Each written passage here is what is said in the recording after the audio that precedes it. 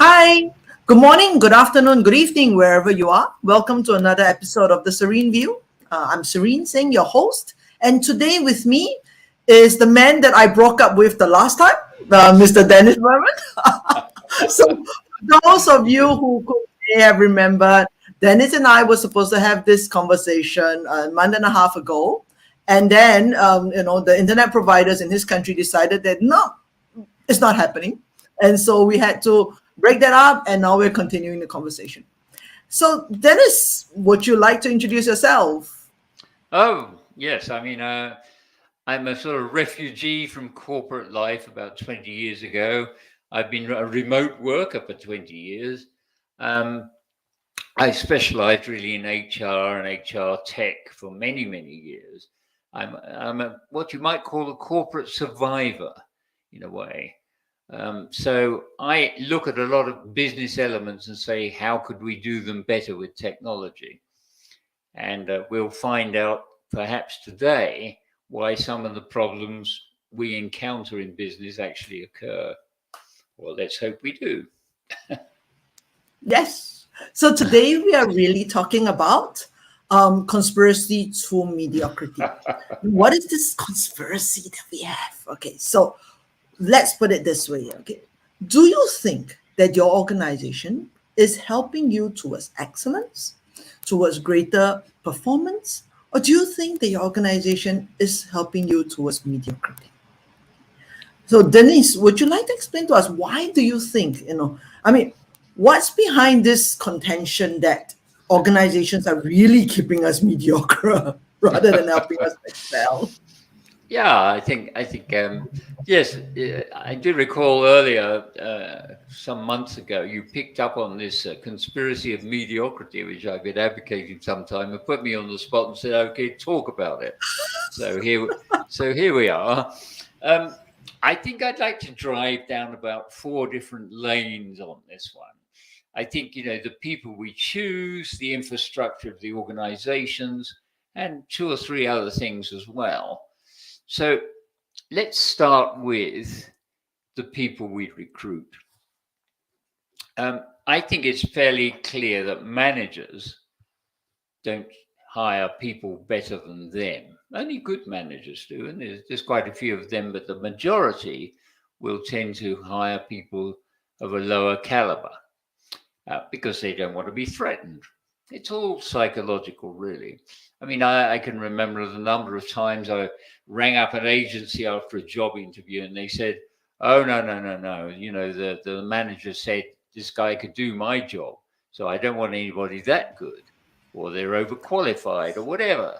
So we immediately start by recruiting people of a lower caliber than the ones we've got already. Do you agree I with just that, want to Serene? interrupt you there and ask you this, right? Okay, so a lot of managers are probably listening to this and going like, no, that's not true. I don't deliberately hire somebody that is, worse than me. That's on like, it happens in some like backwater country, maybe not in my firm. Yeah, well, the backwater country, I don't know. You want to call the UK the backwater country? I think I heard that. I heard that more times in the UK than I've heard anywhere else. The whole idea of hiring people better than you is anathema in many places. I had a very good assistant once, and another manager said to me, "Why are you letting her go around, all the managers and doing that stuff you should be doing, talking to the manager? You shouldn't be leaving that to an assistant." I said, "Well, she's perfectly capable of doing it. Why shouldn't I? That allows me to get on with other stuff." So, the whole attitude in a way, that sort of comes back to the structures, doesn't it? The hierarchical structures that we have. These are not so much, as people would say, these are about the lines of responsibility. They are the lines of blame. Uh, Can I do this? Let's do this first, okay? I know there's quite a few of you online with us. Put it into the comments, right? Do you really think that your manager, okay, if you're working, then you probably are not going to admit that, they hire someone worse than them. But have you seen this in the organization? I mean, do you see people hiring, people that are worse than them and never hiring people that are more than them? Oh, well, we already have one. Ashley says it is totally possible, but she's not sure that it is deliberate. Okay. So it's totally possible that they do it, but it's not deliberate. It's something. Well, yeah, but I mean, if somebody actually admits that they're good enough to do your job, they will pass you on by saying, "Oh no, you're too qualified. You'd leave in 6 months." In which case, my question would be, why haven't you left in 6 months if it's so damn boring? I mean, there's an answer to all of this. I think Angie is right in one sense, is that there's something subconscious going on. Maybe not deliberate. Maybe they'll find excuses, but it happens. I'm sure it's a natural. It's a human reaction, isn't it? They'll justify with some story why the candidate was wrong, says Colin. And they'll move on. Yes, exactly. Not enough challenge. We're talking about the same job that the hiring manager is doing, and obviously the challenge is too big for them. Because they're still there trying to do it. But I really wanted to ask this, right? Like, why am I am the one who come to you for a job, right? And if you think that this job is not enough challenge for me, or it is not engaging enough for me and so forth, well, I am the one making the choice to come and apply for that job. It's as though, are you second guessing my judgment as a human being? Look, Colin has had the same experience as you, not being hired because someone was scared of his experience. Come on, Colin, it's because of your ability. You know this, right? You're even good looking. What are you going to do? I think Colin and I share a very rebellious nature, or perhaps just a tendency to tell it like it is. To say, I don't think this job has enough challenge, actually, if you're working for somebody who says that, then the job is not very good. And it means the line manager doing it is not very good. And as Colin says, they'll find excuses. You're overqualified, or the job's not enough challenge and so on. And indeed, as has been said to me, no, well, they said to the agency, this guy can do my job. Okay, so why don't I? You can move on to a new challenge.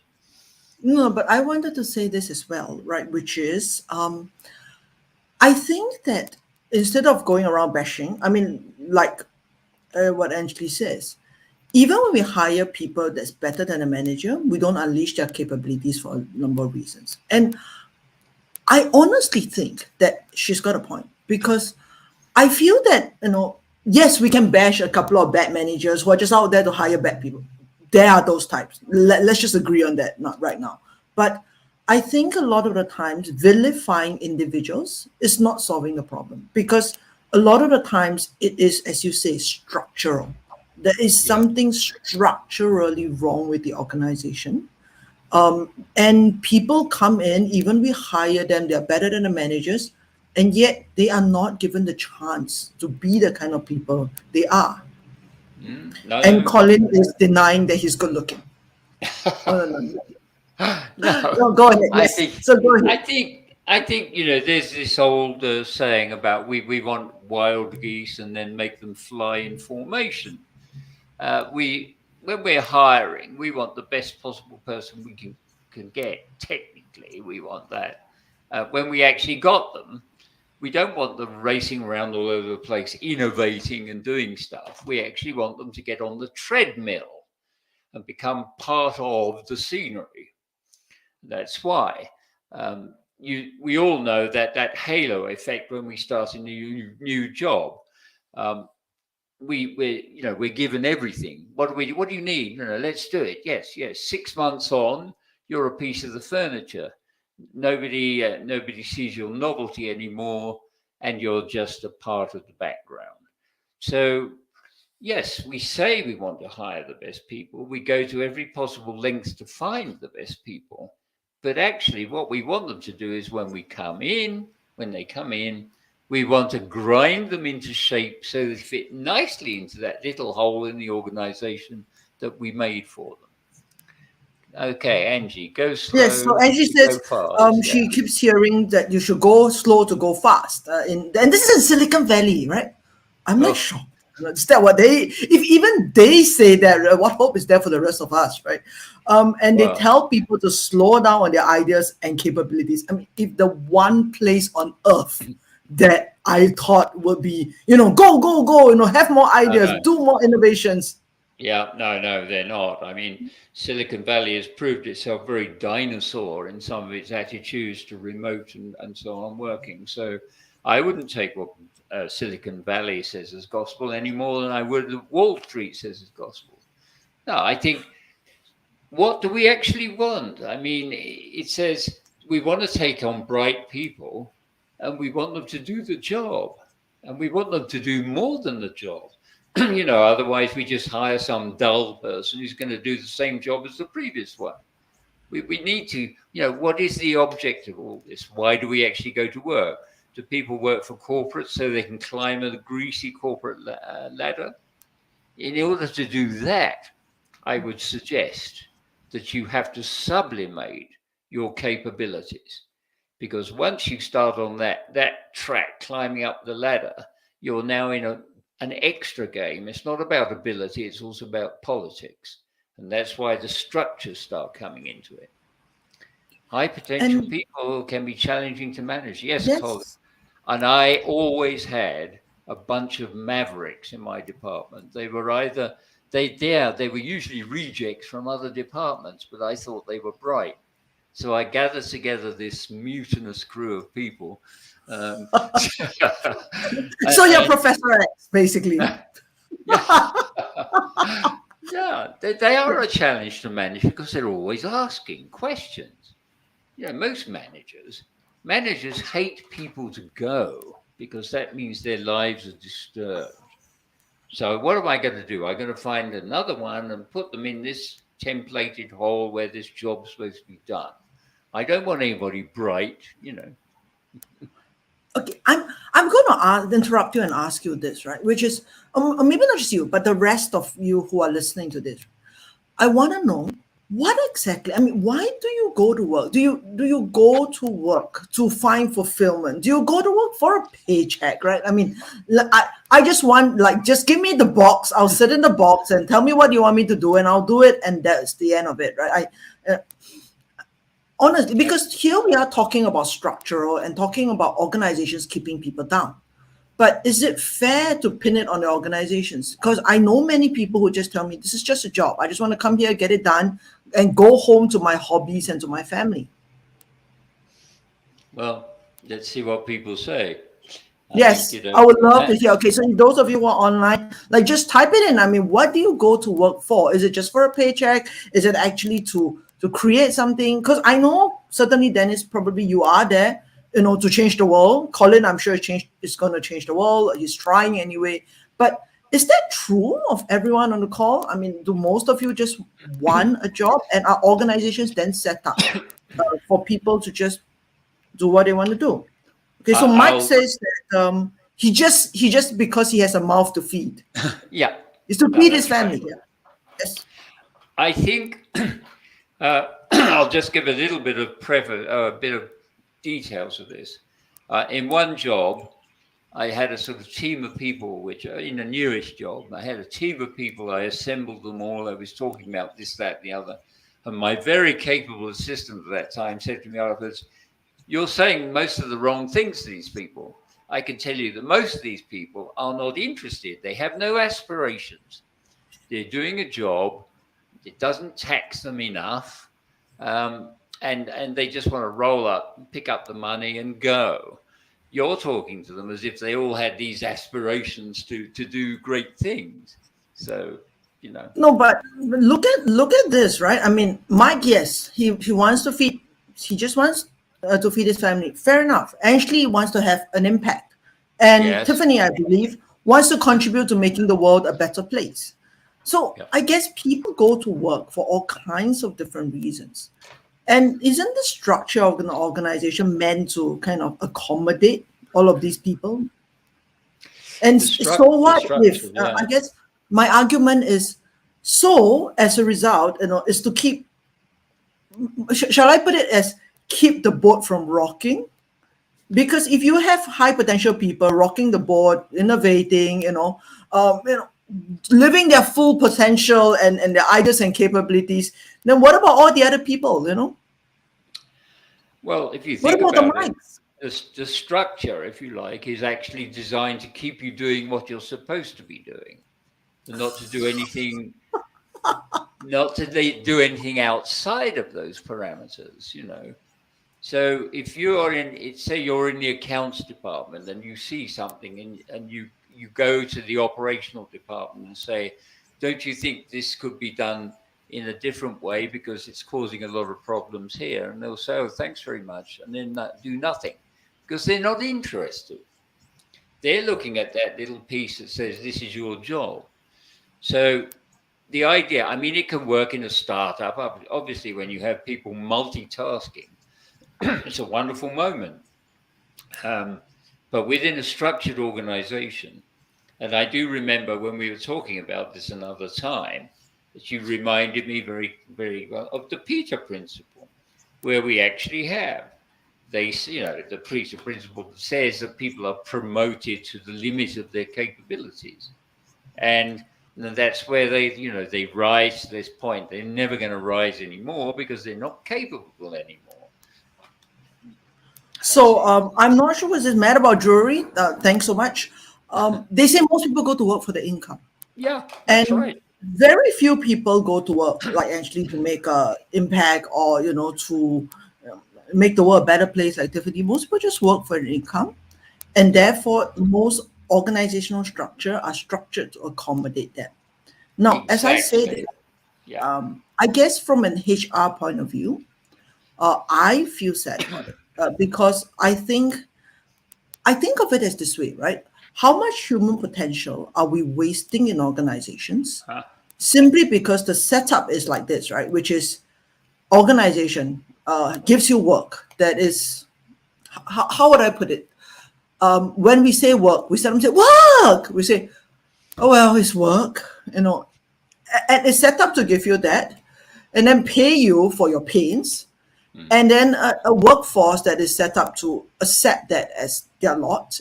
I've got to put in X number of hours so I can get the money to enjoy jewelry for a start, or whatever else it is that I enjoy. And when I look at that and I ask myself, is that a complete waste of human potential around the world? My answer can only be yes, because that's what I believe as a HR professional. And my question is, oh, actually, before I go on to my question, I wanted to ask you, you have two more factors, right? And we've only talked about two. You actually have four factors. Do you want to go through all the problems first before we talk about what can be done about structure? Well, I mean, I think we just let it roll along. I mean, that's one thing that the HR people, if people are going to work for the money, and I don't blame them because, the economic system of this world is devised to keep everybody working all the time. So if somebody just wants to rock up and do their job, even though they have immense potential to change the world, that's their decision. And we as professionals may say, oh my goodness, what a waste of talent. But actually, this person is actually doing what they feel they need to do. So, and when you start saying that you've got a whole bunch of people like these in the workforce, and then we start talking about engagement and talent. So, what would you say? All my workforce, yes, talent management. Well, when you've actually got a percentage of this is actually using the talent, and the other percentage is actually just turning up and taking the money. That's not talent. And then people, HR people, directors everywhere, tearing their hair out about engagement. I have to tell you, if somebody's sole aim is to turn up, do a decent job, and get a wage, you're going to have hell's own job trying to get them engaged, aren't you? I mean, let's face it. I mean, a street vendor of hot pies in Bogota is doing it to make a living. If I go along and say, how engaged are you in this work? They're going to say, look, Jack, don't ask me stupid questions. I'm doing this to live. And I think that's more or less what's happening when all of us so-called professionals come down sort of measuring stuff and that saying, how engaged are you? How are you feeling today? I'm feeling pretty crappy, actually. I mean, I think let's hear it from the people online. Like, put it in the chat. How has all these engagement initiatives? I mean, how do you feel about it? Do you feel there's not another terrible HR initiative, or do you feel like yes, I would love to be engaged? Like engage me. I like these initiatives. What is your sentiment on this engagement? They're not engaging. They're not engaging us. Yes, first we need to give you an engagement survey, guys. If you click the left mouse button, you're gonna get that. Yes. Yes. We need to send you a 30-question engagement survey to measure engagement level so that we can better engage you. But honestly, right? I mean, do you feel it's of any use at all as the recipient of that engagement survey? Madam Ajuri says it's unreal. She feels that, I mean, I'm interpreting here, but I guess it will be that you feel HR is out of touch with the reality of work. Is that what you're trying to convey? I would suspect that mad about jewelry, I would imagine, is probably an independent business person. So they would definitely see it from that point of view. I would say one thing about engagement. If you are the HR director of conglomerates or whatever with like 24,000 employees, the actual span of involvement from people on the lower rungs is very, very wide to those on the upper rungs. The people in the top of the organization are on fantastic bonus schemes and God knows what else. The people down below are not engaged because they don't see what they are actually physically doing, checking invoices or whatever it is. How does that affect what the business is doing? You can't expect to engage people unless you explain what the heck they're doing there. And that's why it's so much easier in independent organizations, because they have a stake. Now, if the only stake you've got in an organization is in exchange to giving up your time from 9 to 5 is so many £1,000 a year or whatever, then I don't think you can get people very engaged. You might be able to give them pool tables and table tennis and all that sort of nonsense that our friends in Silicon Valley believed in. Then, I don't think you're going to get them engaged. Until people actually understand what they're doing in an organization. In a couple of places where I worked, I established a roadmap. Here you are in this great big tangle of an organizational chart. But what you do, if you don't pass this stuff through fast, the accounts department suffer, and this is a disaster, and so on. So you have to show some causality about what they're doing. The whole business of engaging, and this is all your territory, actually, Serene. No, actually, I was coming on to culture and all that. Okay, yes.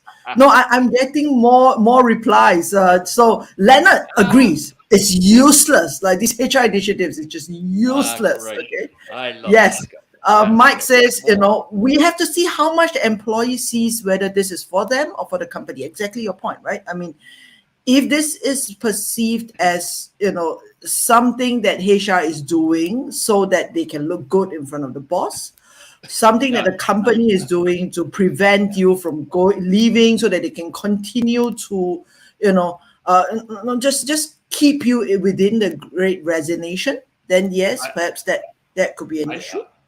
I don't think HR are doing this to make them look good, because to be honest, the people engage the company, engage the workers, the line managers and the directors. HR doesn't make people engaged. It can enable initiatives that maybe make them engaged, but it has no direct impact. And so, can I say this, Mike? Sorry, go on. Yeah. No, I was going to say, can I say this, Mike, that actually it makes HR look bad. because I don't know about around the world, but Singapore has one of the lowest employer engagement rates of like any country in Asia. We have something like 9% of our employees report being engaged or highly engaged, right? So if we do this kind of surveys, yeah, it really makes HR look very bad, actually.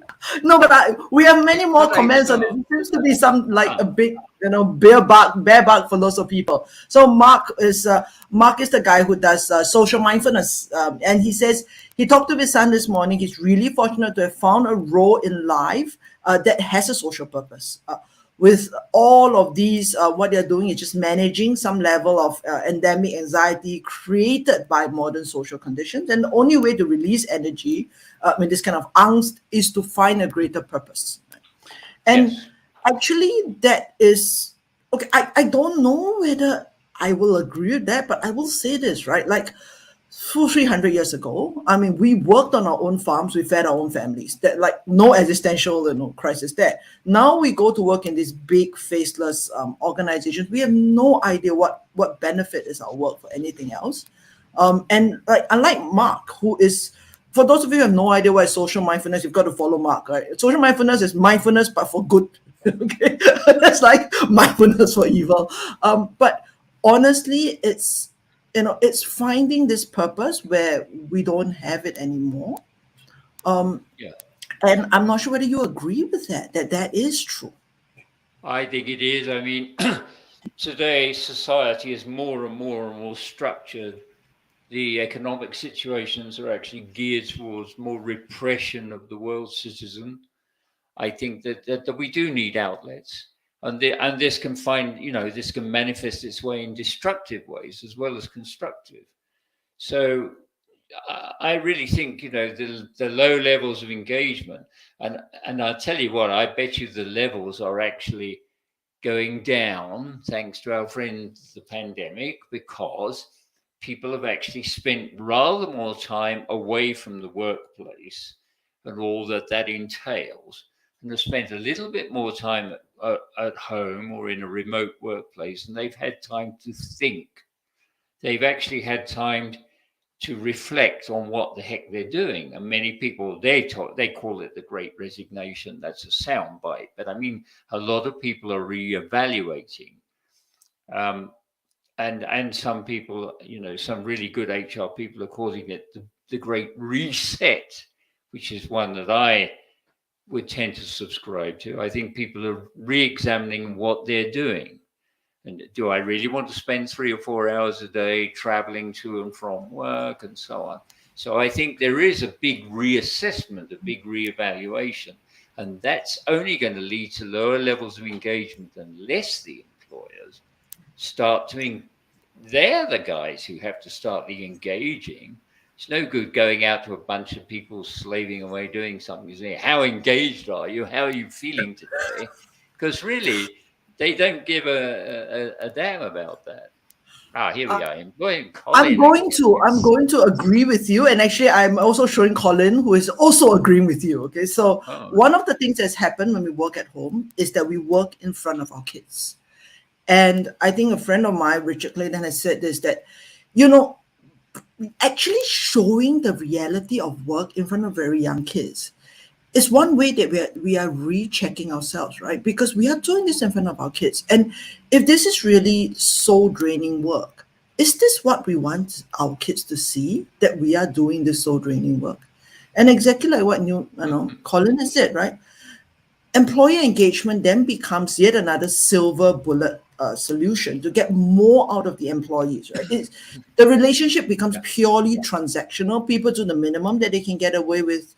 They feel that they have done a fair day's, a fair day's work for their pay, which they feel perhaps is they are being underpaid. And then, employers try to do these engagement activities to try and engage them, right? And Yeah. and I think Madam Jury says it really depends on the activity. And I agree with you. I agree with you. How many of us have gone to a team building session and Yeah. really enjoyed ourselves that half a day or a day and then go back to work as usual? Yeah. I mean, Yeah, I've been on the does it make team you building. more engaged? Yeah, no, it didn't. No, no. I think the one thing that probably made me most engaged in my career was like 1,000 years ago. I went on a time management course for a couple of days, and I came back, and that literally changed my life to the detriment of everybody else around me because I started organizing my time, and people couldn't just rock up and stick their head in and have a chat. I said, "I'm sorry, you haven't blocked off time," but I mean, it did. Yeah. Yeah, and I don't miss that either. The water cooler thing they talk about. It's difficult to engage people because they don't have a stake. What's their stake in the business? We know the directors are on bonuses. If they can flitch out another 5 people out of the organization, save money on the budget, they're going to get a bigger bonus. Now, from that point of view, um, how are you going to engage people lower down who're just getting a salary? I don't see how that can be done unless if there's no direct line of sight between what they're doing and the company achieving something in the world. Yeah, and So no, I mean, been quite a few comments. Colin has said that the best engagement practice is to actually talk to people and actively listen to them. Let me know if you guys think that is true, right? I mean, should organizations not listening to their people? Are they not talking to their people? Lisa says that she sees that as beneficial for her personal and professional development, as keeping her abreast in workplace cultures. Yeah, so there are some who do think that it is beneficial, right? And Tiffany says, well, there's grassroots. Tiffany, please, can we have less tongue twisting, comments? Just kidding. Grassroots yeah, initiatives and yeah, top-down forced engagement initiatives. yeah, And that is really, I don't know. I don't know of many engagement activities that are bottom up. I think most engagement activities is the boss going, oh, our engagement levels are down. HR, go think of something, right? Transform our culture, increase employee engagement, and ensure that our employee retention is low. yeah, yeah. I think it. Yeah, and really, it's not HR's job. But apart from that, I mean, you no, HR's you doing a lot can't of stuff. Look, look employee survey. if you go and ask the employees what they think and talk to them, you will hear things you don't want to hear. And companies, as an entity, don't like to hear bad news. They may say, somebody might say, the coffee is terrible in the kitchen. So some bright spark in the management team will say, let's put a better brand of coffee in the kitchen.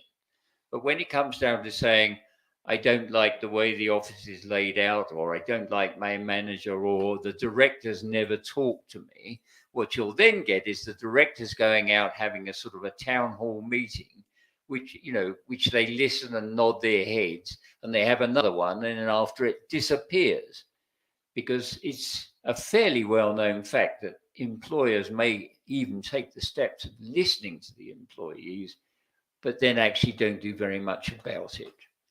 So, the organization is an animal, it's an entity on its own. It's difficult to explain because it's made up of so many elements. But organizations don't like hearing bad news. They don't like hearing about stuff that they're not going to be able, or don't feel inclined to do anything about. They'll say that's the way. And again, that's why, they're bound inside these hierarchies and these ways of working. I want to say this because I think this is such a scathing indictment of HR, and I think completely agrees with what you've just said, which is HR puts out the engagement surveys, HR seeks employee engagement, creates focus group, and nothing changes. Nothing changes, right? And then they wonder, why does employee engagement go downhill? Yeah, well, you And see, I think yeah, what's happening is when they start listening to the focus groups now, that means something upstream is going to have to change. And that is where your big problem lies, because the people in that don't want things to change because they're going very nicely, thank you. It comes back to human nature's aversion to change, isn't it? I think that's probably at the root of it all. It's about control and it's about change. I I would argue against that with you, to be frank. I don't think humans have an aversion to change. I think humans have an aversion to change when they don't have a good reason to. I mean, just think about these last 2 years. Right? Just think about the amount of change that globally we have accommodated. Right? But we had a really good reason, right? Change or die. But in organizations, especially for the people on top who are enjoying the benefits of being in an organization, is there an impetus to change? And I think and it's okay. So I just kind of wanted to highlight this. This is another side of the problem, right? Which is they say the UK is quite close to Singapore level, and the problem engagement surveys that is self-reported, right, is higher in the US because they are actually more positive people, and their healthcare depends on them having a job, right? So it's literally a matter of life and death. So is that what it is, right? That we don't want to change, we don't feel engaged because it's not a matter of life and death, right? I mean, it's the people on top are happy that they're enjoying the benefits. The people below are suffering. But hey, we can always change and get a new set of person, run a couple of engagement activities for them, make sure that they don't run too fast. Well, if you examine change, you talk about change to, say, a mid-manager. The mid-manager is actually doing very well in their job. And when you suggest change to them, it means something is going to change. And when that changes, it may mean something worse for them.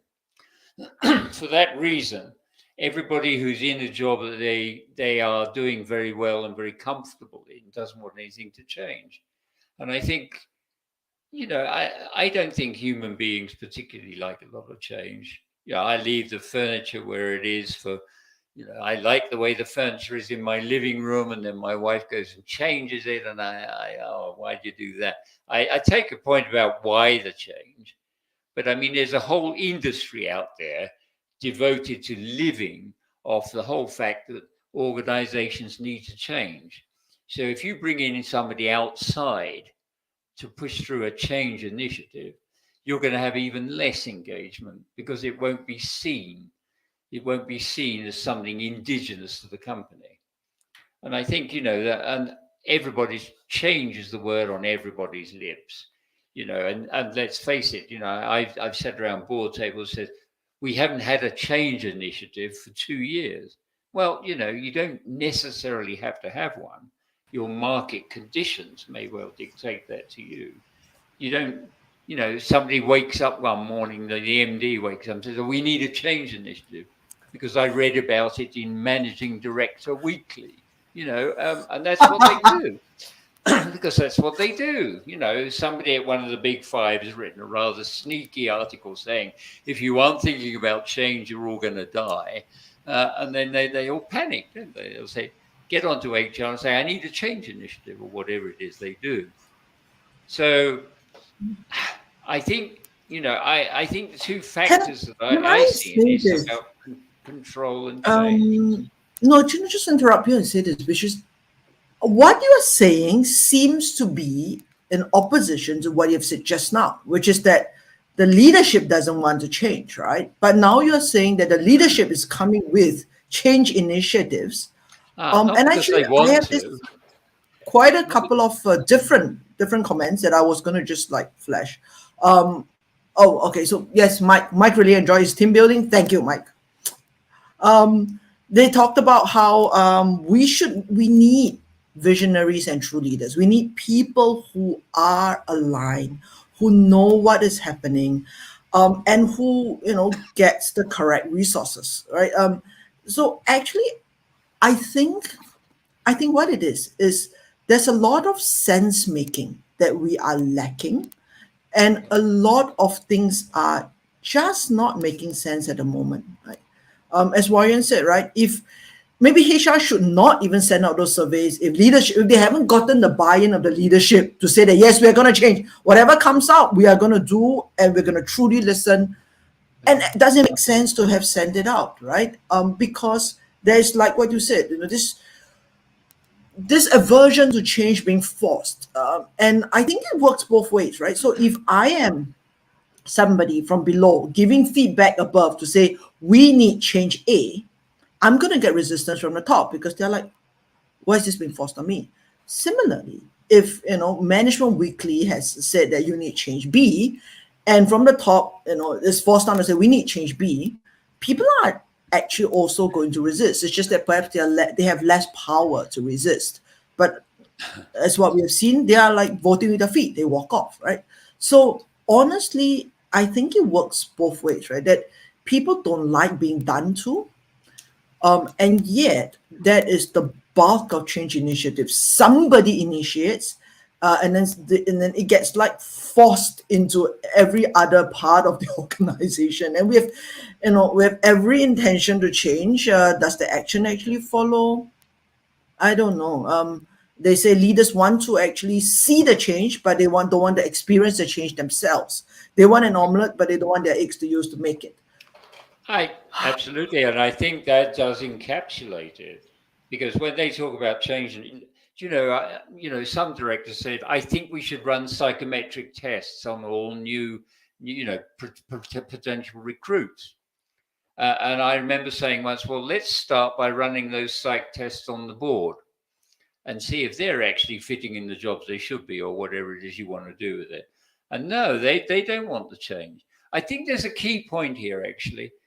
I think we are there's a tendency to confuse people in highly paid posts to think they're actually leaders. Most of them are not.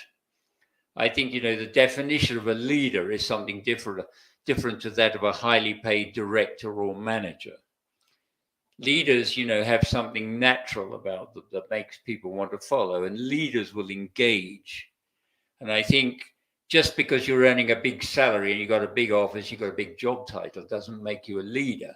And I think that's where the confusion arises. I have to say, I'll tell you this against in my own profession. You go to conferences and things where the HR directors of X, Y, and Z are there telling you about this, that, and the other. But that, just because they're sitting in that, some of them are true leaders and inspirational. Others are very highly paid managers. We need to separate. Now, leaders have a much better chance of motivating because of whatever those qualities are that makes them as a leader. A manager is a person in the hierarchy getting a good salary, and they are not going to threaten that by doing any initiative or anything that might change, that might backfire, might threaten their pension rights. Who knows? So, the definition of the leader, let's throw out this business. Because you're making $250,000 a year or whatever, you are not a leader, not automatically. So, you got to have qualities. Innovation. The true leader will say, yeah, we do need to change. Let's all get round to talk about how we can do it. The manager is going to say, oh my God, we got to change. Okay. And we're going to, because it's disturbing their world. I think this is another scathing indictment of HR. Like, HR is happy to be invited to the table, so they'll do whatever is asked of them. And if you look at it that way, it's exactly as what you said. There's a lack of true HR leadership, because HR is there to kind of, okay, tell us what you want us to do, we'll just get it done, right? Rather than truly thinking about what is the workforce of the future? Do we need to prepare our current workforce to be able to cope in a currently very, a very changed world, very volatile and so forth? No, absolutely. The HR brief is usually all too limiting. However, I've worked for a couple of really inspirational HR directors, both women, but that's by the by. And both of them had vision. They could see what needs to be done. They could go to the board. They could convince the board we need to do it. So it's proactive rather than reactive. And a lot of HR is reactive by the nature of the definition of HR in the organization. Because I can tell you, nearly every organization has a different view of HR and what it should be doing. And therein lies the problem in a way. I don't want to get into that discussion about HR with a seat at the table, but I have seen truly great HR directors who deserved and got their seat at the table. And I've met a few HR directors who wouldn't deserve a seat at the dinner table, let alone the board table. So, well, I mean, I think Eric earlier comment, he agreed with you, and it seems like he's met some as well. absolutely right. I Yes. I want to move the discussion a little bit from, yes, this is all the problems, and we know this is the problems, but what can we do, right? I mean, a couple of comments have come in. The first is, as HR professionals, what do you suggest that people with lower rank, or maybe not say lower, higher rank, but just people who are not HR, people who are just stuck in an organization too? And is there anything at all? Well, this may sound, a bit naive, but I think you've actually got to go right back to the roots of what is the organization trying to do? And does everybody understand not only what we're trying to do, but how they contribute to it?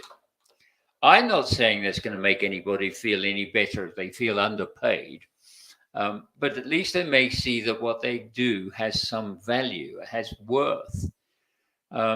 I'm actually working on a completely different strand right now, talking about how people feel their worth at work is. And people need to feel that what they're doing has some value. Because there is a whole, I've met through all the decades of corporate work, a whole strand of people who say, you know what, I'm just going to sit here and do this job till they pay me to go or till I retire. I see what's going on up there. It's just a nonsense, but who's going to change it? Nothing's going to change. I'm going to sit here and do this forever. And yes, it's a waste of waste of resource, shall we say, but not necessarily talent. So I think that we have to, companies, organizations have to go right back to the roots and say, what are we doing? Okay, we make arms and we sell them. Okay, whatever it is, something really unfashionable. But we need to explain what is the mission, and don't put pieces of paper up in reception because that means nothing. We do this, we believe in this. It's rubbish. They don't believe in any of it. They're just putting it there too. So we need to actually go back to what is the mission of this organization in the world? What are we trying to do? Okay, so we want to sell widgets, or we want to sell machine guns. Let's be honest about it. That's what we're trying to do. So this is the organization. You're the sales arms. We want you to go out there to wherever and sell more arms or pieces, widgets. And to do that, here's the salesperson in the bottom layer of the rung saying, look, the stuff you do is valuable because all those cold calls generate one lead, which leads to a sale. So we value that. Now, a lot of employees will say, you may well value it, but you're not paying me to do it. In other words, I don't get enough money. And that's really a whole different question, because I think the pie in organizations is being very unfairly cut up. If you see the chasm between the top pay and the bottom pay, you just know it's wrong. People are too damn greedy nowadays in corporations. So you have to establish that. But if at least people understand what they're doing and it does have value, we'll come on to the bit about that value. Okay, show me how valuable I am by paying me. But at least they'll say they're doing something that contributes. This whole map of the organization and the interactions that go on between it. And if you don't do the job, these people will suffer. And if you do the job, this is great for the whole thing. So maybe it's a naive approach. I don't know. But I think it's the only way you're going to go right back and try and get the message across. You have value.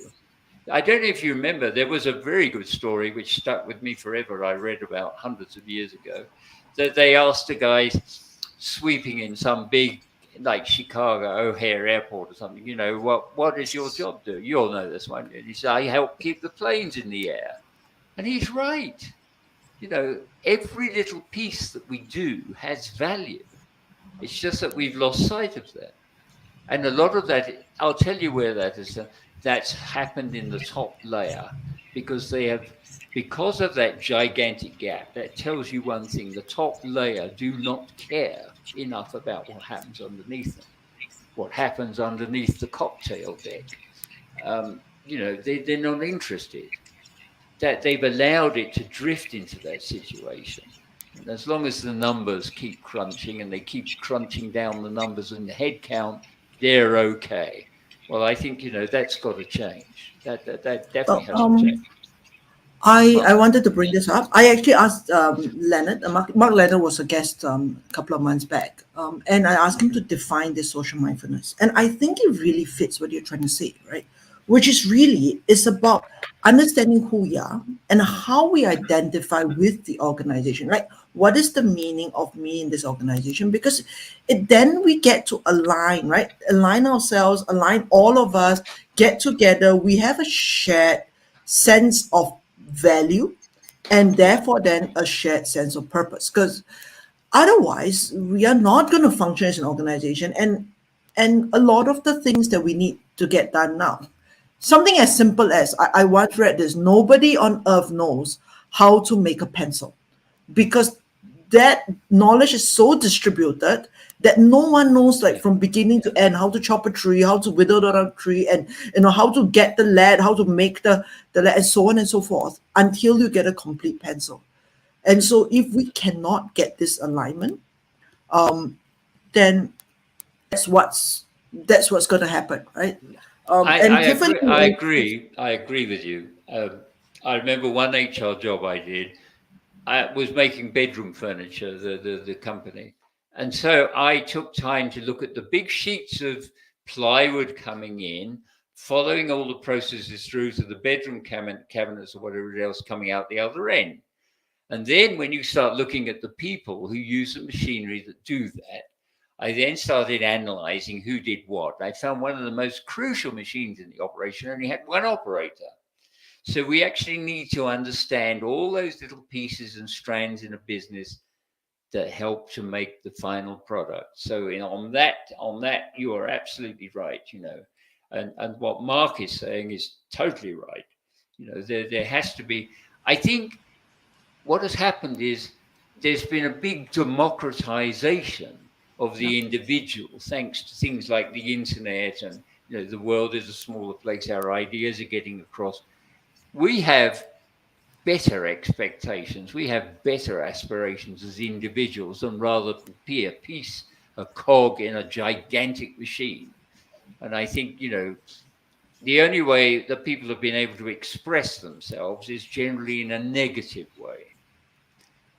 But I think everybody on this planet now feels that they are part of some ginormous machinery that pays you at one end and takes your money away at the other. And I think that, if we're talking about business, I think we have to come out and talk to everybody who's employed and say, let's talk about what we're doing here and understand and recognize you have value. Let's not be greedy at the top. Let's share the wealth of what's happening.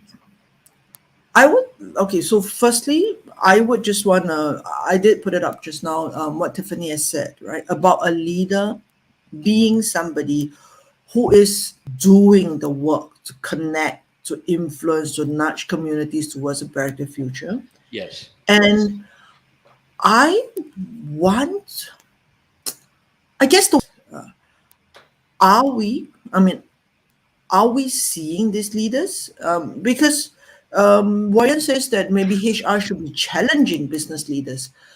I will tell you honestly, Warren, just being from HR, that oftentimes HR doesn't have the power to challenge line managers, especially they don't have the power to challenge, say, the CFO, the CEO, even the COO oftentimes. Yeah. Yes, you can get the same title as CHRO. And if you think about it, right, it's so strange because at the end of the day, be it money, be it machinery, be it sales, without the people, you know, would anything actually function, right? And HR being there to support the people should be a really important function. But HR is often a line expense.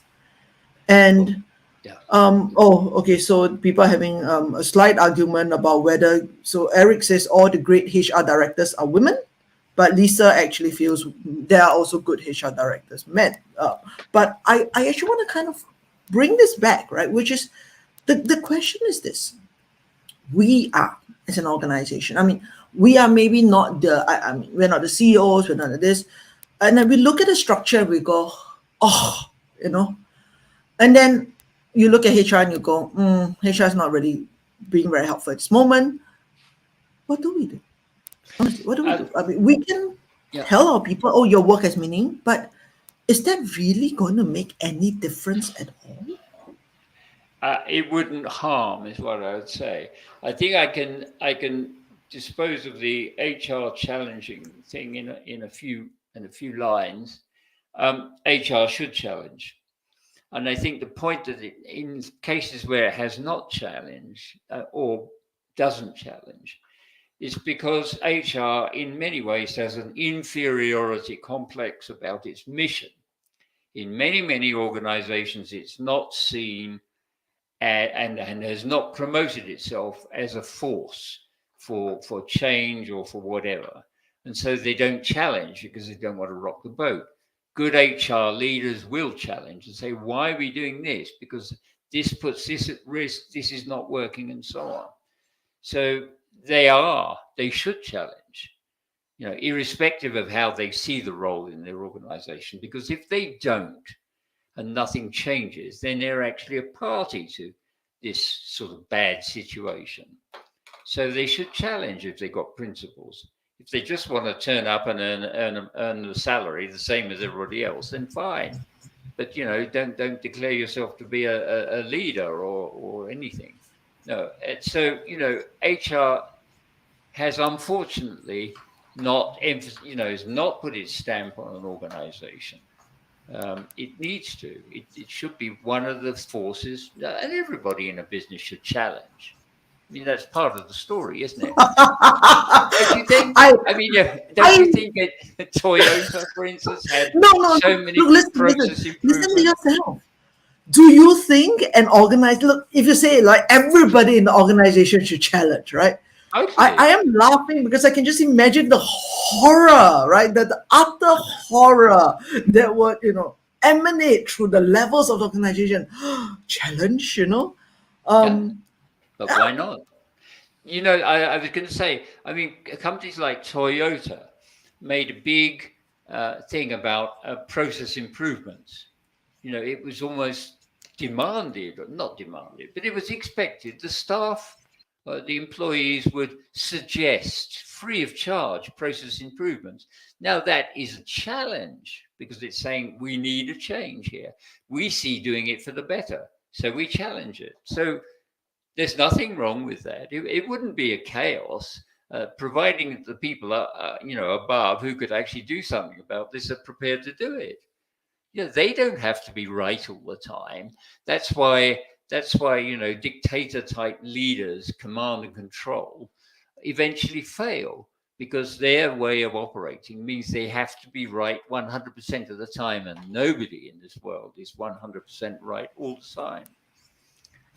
Leonard has says, so if the HR department as a whole has no power to challenge, are they being It pushed down has to the power. oblivion? It just assumes the power to challenge. Try it. To challenge and challenge in a positive way. Why are we doing it this way? Can we not do it that way? We have low engagement rating. So what are you going to do about it? We suggest you change this. Of course they have the power to challenge. It's down to the individual HR person, isn't it? Some are timid and weak. Some don't want to rock the boat, and others are fire blazing, trail blazing people. So, Well, he's highlighting a HR director that was very sharp. I mean, that they know the strengths and weaknesses of individuals, and can identify who is worthy of promotion, and increment, and that the company is then able to achieve cohesion. Right. So authority actually helped. that I sounds very good, but I would make one comment. It's not up to the HR director to promote people, except in the HR department. It does suggest to me that the line managers weren't as strong as they should have been, because they are the people who should be doing this, should know the strengths of their employees, should be suggesting the promotion. This is the sort of HR interventionism that I'm never very keen on. But if it works, Eric, great. But I mean, that just tells me that the line management might have been weak. Okay. I'll always find something. And one last question, which is challenge for what purpose, right? So Tiffany wants to know. He says he feels is a good thing because the organizational paradigm needs a revision, but maybe what it needs is a complete overhaul. I got to say this. You are the, I don't know, fifth or sixth guest in a row that has come on to say the way we do business has got to change. The way we run organizations has got to change. And I think, Colin, if you're still there, Colin has kind of been mentioned on air 3 times because for the last 3 weeks, not 3 times, for the last 3 weeks, because Colin's work is in decrepifying work.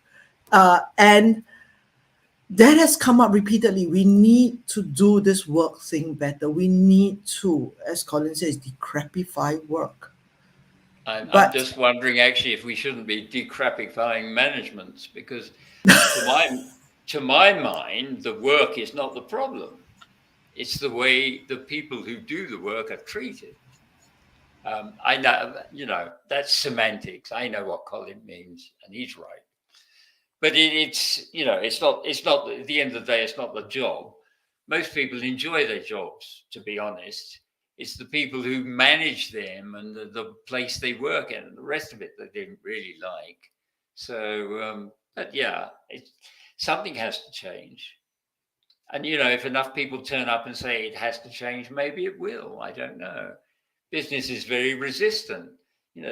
Big business is trying to set the clock back, saying, hey, working from home isn't good. We want to see you in the office. Come on, go back to traveling on the train or whatever. So, it's resistant and it's up there. It needs to change. Well, Colin's still here. So I've invited him to tell us more about decrepifying work, Colin. Send us a message. I guess really, we need to kind of think about it.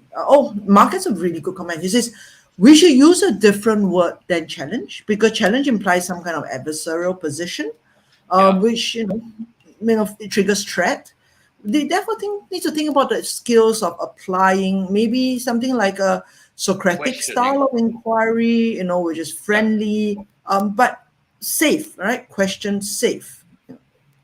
Yeah. Question. I mean, that's what I always do. That's got me into trouble as well as the good places. I'm inquisitive. I ask why, and some people don't want to be asked why, because that's the way we've always done it. That's the way it is. The way it will always be. They don't like people coming in asking questions because sometimes they can't answer them. When you actually look at the way that business is structured right now, if you were going to say, I'm going to start business from year zero, you certainly wouldn't have it looking like it is now. And the good thing is that so many new startup businesses are much more democratic in their way. Well, they start off like that. Think about how Google started and what it is now. And, 2 guys in a garage, tremendous. We are going to change the world. They did change the world. They're now a dead hand on internet business. So, everything grows to a point, doesn't it? But that's probably for another day. The thing, you start off with the exciting mission and you end up as some terrible oppressor of society. Well, I mean, Colin is not even going to decrepify management. He's just going to get rid of it altogether and let people be self-managing, which actually I agree with. Well, That I mean, happens. That happens in professional partnerships, doesn't it? yeah. I think Doctors, and yeah. I was just going to say that, well, it's 9:06. So, I mean, here in my time, I want to just wrap up this whole discussion. We've gone through here, there, everywhere. And I want to wrap it up in just the four things that you said earlier on, right? Which is the very first thing is this. If you are, I mean, if you are running an organization, then I think the first thing that you need to look at is the structure of the organization. Because ultimately, if that structure is keeping people down and keeping people on a transactional or even adversarial state, then that's something that needs to change. People come and say, we need a new organizational culture all the time. But culture is often determined by structure. What do I mean by that? I mean, we actually feel a different organizational culture over these 2 years than we have in the last couple of years. If you've been working in an organization for longer than 2 years, you have felt it. The organizational culture has changed. What changed? Structure changed. People now work from home. That structural change changes the culture. So people say it's really hard to change culture. Well, it's really hard if the structure doesn't change. So that's the first one. If you're starting up a new organization, then think of a different way of doing the organization, a different way of doing business. And as Dennis has rightly pointed out, there are many better ways of doing business out there. I mean, find out if you're starting a new business, find out how it can be done. Right? And if you're not, like if I'm not the person in charge of the whole organization, then what can I do? Well, three very simple things. I think that's what you've said, right? First is if you have power for recruitment, recruit well. Recruit well. Don't recruit people who are worse than me. Don't recruit people who are duplicates of me, but actually recruit people who would come in and challenge. Maybe, like Mark says, I should stop using the word challenge, right? Come in and question the way we do things to improve it and to work better at it. That's the first, right? The second thing is looking at the style of leadership. We talked earlier about social mindfulness, right? How can we get people to align with each other in terms of values, in terms of purpose? What kind of leadership? What kind of leader do you need to be to inspire change, to connect to people, to truly understand your people? And lastly, really is, I think a lot of it is the day to day, right? I mean, are we questioning to those above us? If we are HR, or if even if we're not HR, line manager, sales manager, if we are taking a seat at the table, are we bringing those questions there, or are we, putting our heads down and just working for a pay package and not exhibiting the kind of behaviors that we would like to see?